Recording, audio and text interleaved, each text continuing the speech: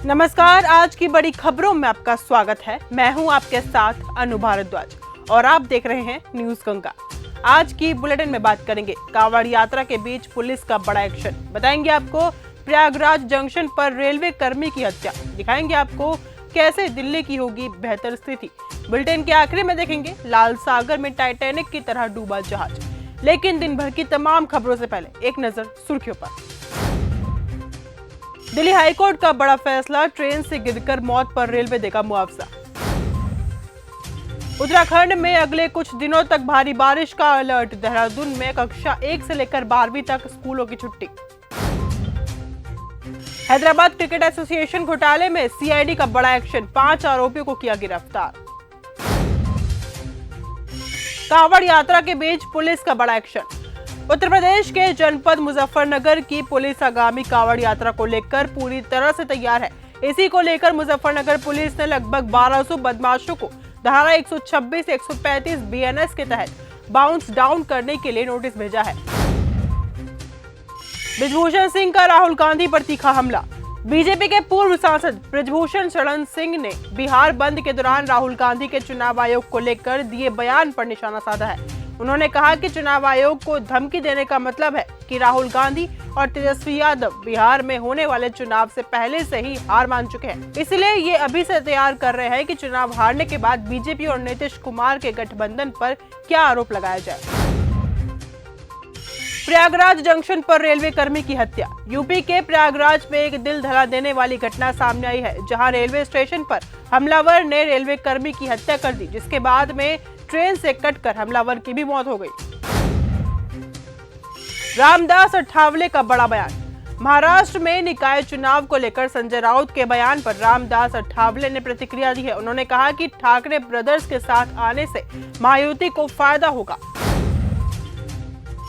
प्रदर्शन करने के मामले में 10 नेता बरी, दिल्ली के राउस एवेन्यू कोर्ट ने पिछले साल अप्रैल में चुनाव आयोग के बाहर विरोध प्रदर्शन करने के मामले में टीएमसी सांसद डेरेक ओब्रेन समेत सभी 10 लोगों को बरी कर दिया है।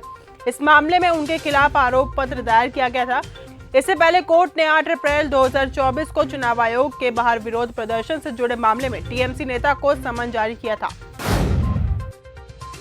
कठुआ के पास मालगाड़ी ट्रैक से उतरी, जम्मू के सांबा से पंजाब की तरफ जा रही मालगाड़ी कठुआ के पास पटरी से उतर गई है। जानकारी के मुताबिक बारिश के कारण ट्रैक पर लैंडस्लाइड की वजह से मिट्टी जमा होने से मालगाड़ी पटरी से उतर गई। फिलहाल जम्मू से जाने वाली ट्रेनों को कुछ देर के लिए रोका गया है। सुप्रीम कोर्ट ने एसआईआर प्रक्रिया के समन पर सवाल उठाए, सुप्रीम कोर्ट ने बिहार में एसआईआर प्रक्रिया निभाने के लिए चुनाव आयोग की ओर से चुने गए समय पर सवाल उठाए हैं। जस्टिस धुलिया ने चुनाव आयोग से कहा है कि एसआईआर प्रक्रिया पूरी होगी, उसके बाद चुनाव की घोषणा हो जाएगी और फिर कोई कोर्ट इस मामले में आगे नहीं आएगा। दिल्ली की होगी बेहतर स्थिति, दिल्ली के सीएम रेखा गुप्ता ने राजधानी में मॉनसून पर कहा, हम ब्रिज और तमाम जगहों पर बार बार गए और काम किया है। दिल्ली ने इस बार देखा है कि इतनी भारी बारिश के बावजूद उस तरह का जलभराव नहीं हुआ जो हर बारिश में देखा जाता था। आईटी और बारापुला जैसा इलाका भी बारिश में स्मूथ चला। जहां अभी भी जलभराव हो रहा है उनको भी हम ठीक करेंगे और अगली बारिश में और बेहतर स्थिति दिल्ली की होगी।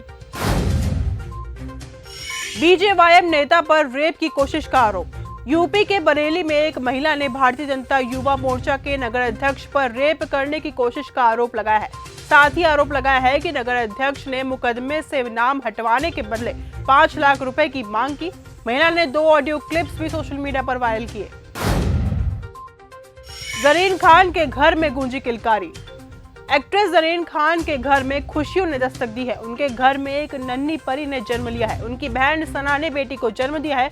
जरीन ने खुद इसकी जानकारी फैंस के साथ शेयर की। उन्होंने 2 प्यारी तस्वीरें भी पोस्ट की है।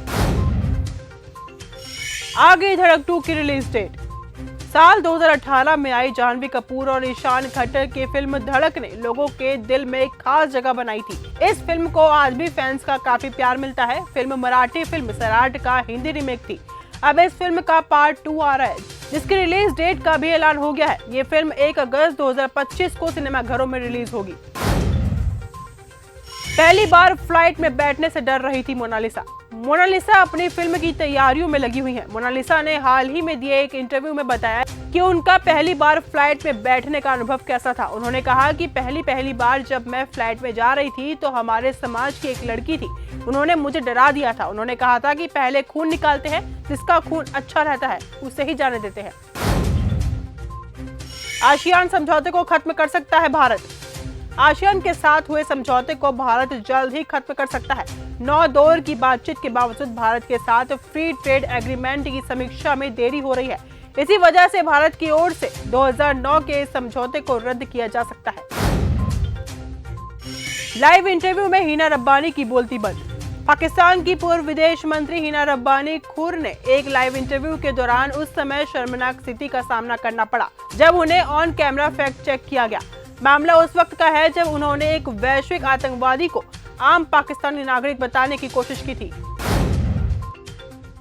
लाल सागर में टाइटैनिक की तरह डूबा जहाज। यमन के हूती विद्रोहियों ने 6 जुलाई 2025 को लाल सागर में मैजिक सीज नाम के एक बल्क कैरियर जहाज पर खतरनाक हमला किया।